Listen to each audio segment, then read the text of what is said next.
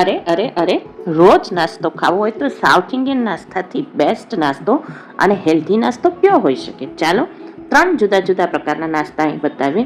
પહેલાં તો આપણી પાસે જે બનાવેલી ઇડલી હોય એને વઘારવા માટેની એક ટ્રીક મસ્ત મજાની. તેલ રાઈ નાખી, લીલા મરચાં, લીમડો. સાઉથ ઇન્ડિયનમાં લીમડો ખૂબ જ વપરાય છે. થોડુંક એવું મીઠું નાખી, ખાંડ નાખી, લીંબુનો રસ નીચવી અને તમારી વઘારેલી ઇડલી, ટેસ્ટી વઘારેલી ઇડલી તૈયાર છે. આને તમે સોસ સાથે ખાઈ શકો છો, કેચઅપ સાથે ખાઈ શકો છો. બીજો રેસીપી છે ને એ બહુ હેલ્ધી છે. બાળકો માટે અને મોટા લોકો માટે પણ આ રેસીપી ખાસ બનાવવી જોઈએ. આપણે નોર્મલ ઉત્તપમ ખાતા હોઈએ છીએ, આજે બનાવીશું મખાનાના ઉત્તપમ. મખાનાના ફાયદાવાળો મારો 1 મિનિટનો વિડીયો છે જે અહીંયા હું તમને બતાવી દઈશ.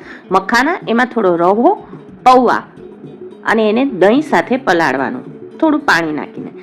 પલળી જાય એટલે એને ગ્રાઇન્ડ કરી લેવાનું, એટલે કે ક્રશ કરી લેવાનું.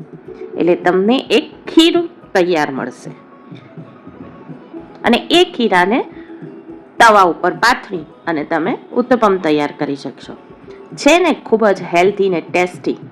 એમાં તમે મીઠું અને થોડો એવો ઈનો નાખી અને હલાવી લેશો એટલે એમાં ફર્મેન્ટેશન શરૂ થઈ જશે અને નાના નાના પેનકેક જેવા જ આપણે ઉત્તપમ બનાવવાના છે.